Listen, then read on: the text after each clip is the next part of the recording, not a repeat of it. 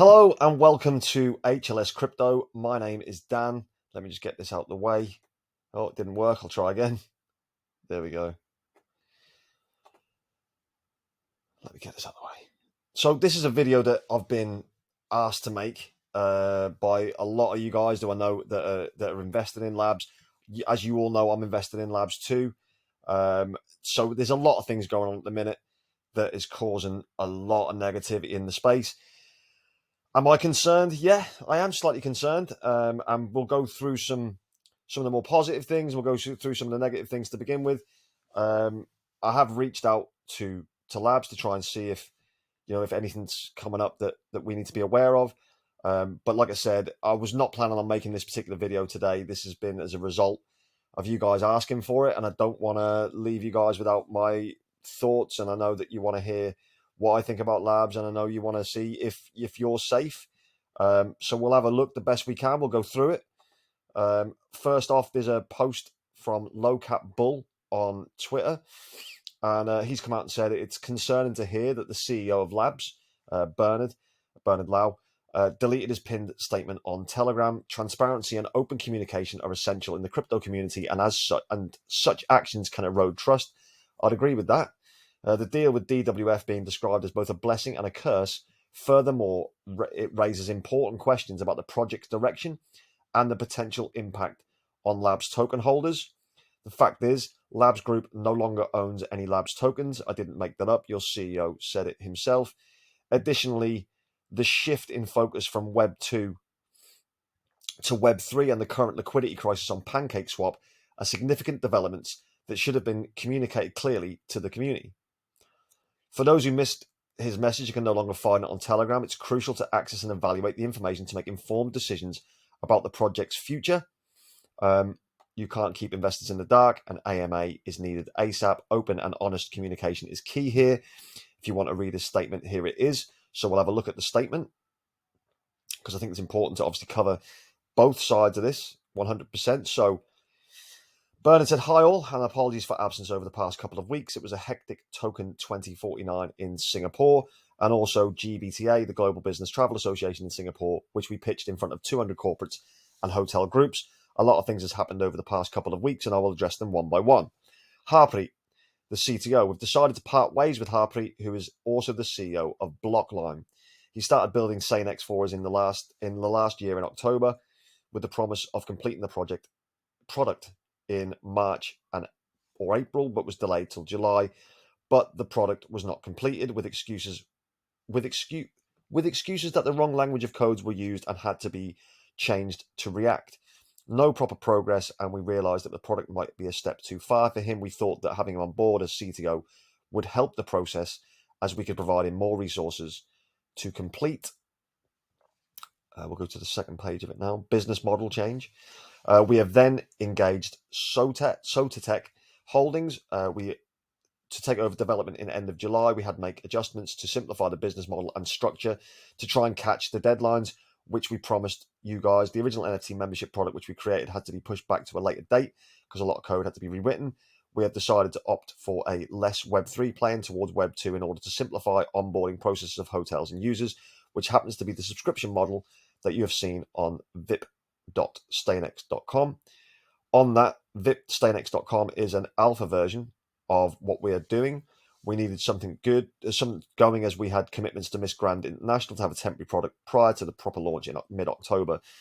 The screens which I shared not too long ago is the final product, and it'll be subscription-based OTA, where users pay less and the hotels make more.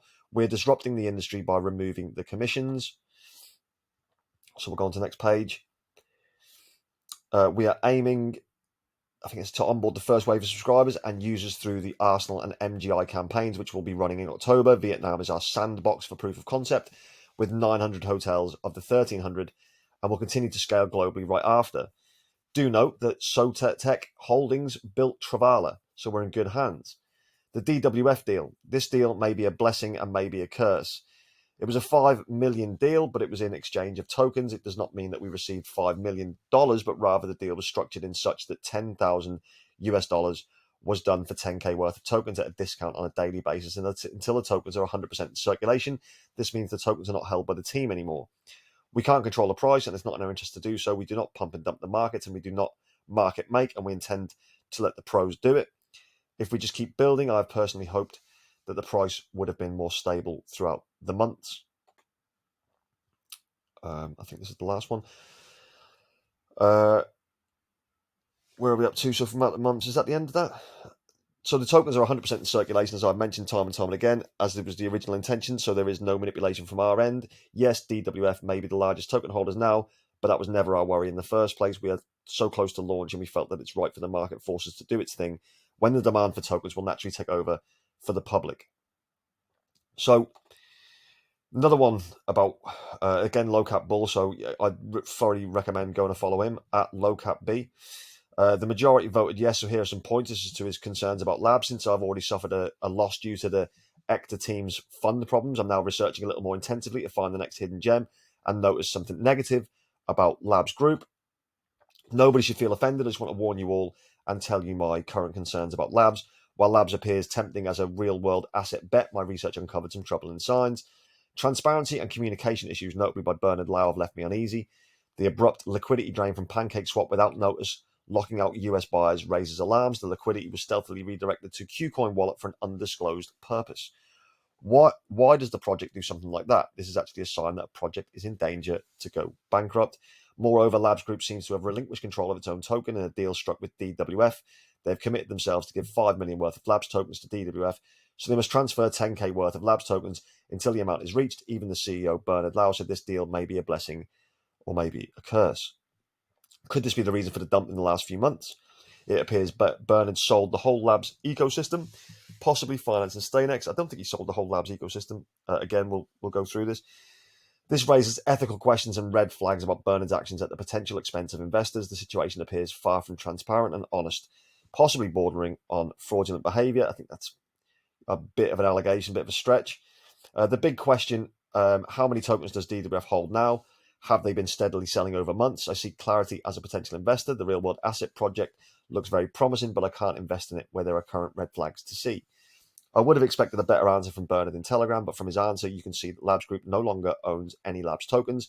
Not even the white paper promised months ago has been released to date. I think that is a bit of an issue. I think the white paper needs to come out sooner rather than later. He said, I'm not spreading FUD, I want answers. And again, I don't think he is spreading FUD. I think he's just giving his opinion, and we need to look at all sides. Labs can still be a good investment with good risk reward, but today's answer from Bernard on Telegram is not enough for me personally. DWF's got Labs token cheap. We can random pump, but they can use this to dump their cheap tokens on investors, which is obviously a concern. So from the positive side of things, it was only was it like 7 days ago, I think, that Labs announced this. That the NFT was going to be launched. The Owner's Circle hub was being launched for people who held the NFT, and there was an additional Stainex NFT that was going to be given to the early birds. That all seemed really positive to me. I was very bullish on that. It's a concern what's been happening since. Then you've got this, so that this hasn't changed in terms of its partnerships. Obviously, Stainex, Arsenal, Huawei. There's Morpheus Labs, but DWF Labs. It seems as though when DWF Labs gets involved with absolutely anything, problems seem to mount, and that is a concern, and it's something that I'll definitely look into in future investments. I'm obviously invested in Labs. I'm not a paid promoter or fudder or anything of Labs. I've never received a penny from any crypto project. 100% never received anything from anywhere. But this is concerning. So the DWF Labs stuff. If you remember the Jasmine CFO Hara, he said, as our strategic partner, this is relatable. DWF Labs is committed to investing in us over the medium to long term, especially in developing markets in the Asia region. The article is completely misleading and seriously harms our reputation by portraying our tokens at being at the highest risk of being exposed to market manipulation. The market understands that 97% of our tokens are already distributed. And this is about Jasmine, by the way, but it links into Labs. With only 1.4% of the holdings, the impact will be limited. They are keen to listen to our plans, understand our business model, and offer suggestions for market expansion. Besides, they cannot make decisions about our blockchain development, and to date, they have never requested insider information from us. I make this tweet as a strong protest. Now, DWF Labs, the article that Hara was referring to is this one. DWF Labs under scrutiny amidst suspicions of market manipulation. This was an article from the 15th of August this year. But if you look at the top 10 tokens on that DWF Labs wallet, you'll see Jasmy's at the top, but you won't see Labs. So it also makes me wonder when this deal was struck with DWF and Labs Group. Let's look at the price and the chart, which is, I've got to say, it's concerning, very concerning today. It's down 8.2%. The biggest concern I have here, and I'll go down to it, is this. So around 16 minutes ago, Labs Group has hit its all-time low of 0.00021744. As you can see, the chart is going down. That's in the last 24 hours. There is a concern. The market cap is now under $500,000. So again, that's also a concern. And the trading volume isn't great either. So general consensus that I can see is there's a lot of fear. And I understand that. It's absolutely understandable. Right this moment in time, I'm not selling my Labs tokens. I'm not. If you are all in Labs, if that's all you're in, then you need to start looking at keeping yourself more spread, because coins and the projects, they can go to zero. We've said this in the past. Things can go to zero. Could Labs go to zero? Maybe it could. I don't want it to. I've invested into Labs. I've got the tokens. I've got the NFT. I've been a strong supporter of Labs. I do believe in its use cases. I believe in what it's trying to do. I believe in Bernard Lau. I had a discussion, brief, a few months ago, where he was saying that the plans and how much he wanted to to build Labs and make it massive. They're going to be rivaling Booking.com and things like that. That seems bullish to me. I did reach out to Labs as well for the purpose of this video to see if there'd be any comment made. So I was given a reply saying just give a bit more patience. Bernard will be making a statement soon and giving more updates of progress, and progress was written in capital letters. So I'm more than prepared to give him the benefit of the doubt, give Bernard the benefit of the doubt. That message wasn't from Bernard, by the way, but it's from one of the team. I'm not going to concern myself until I give these guys the benefit of the doubt to show, that they're still building and it's still a positive project. At the minute, I understand people's concerns, and if you are selling Labs, you're more than within your rights to do so. You've got to protect yourself in whatever way you feel's right. I would never tell anyone to hold something too long, or to buy something, or to sell something, or to, I can just give you my opinions and what I'm doing and my thoughts.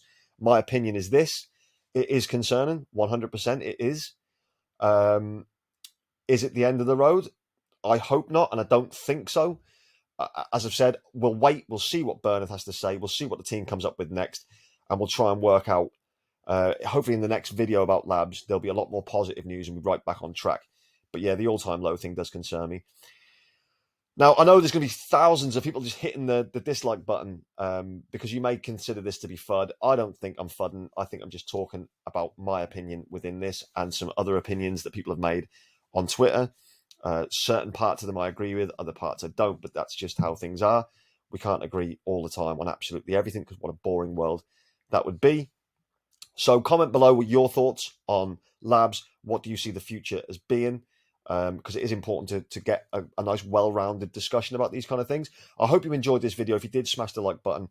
And a huge thank you once again to all the subscribers on the channel. We're building nicely now, hoping to hit that 900 mark very soon, and then on to the magical 1,000.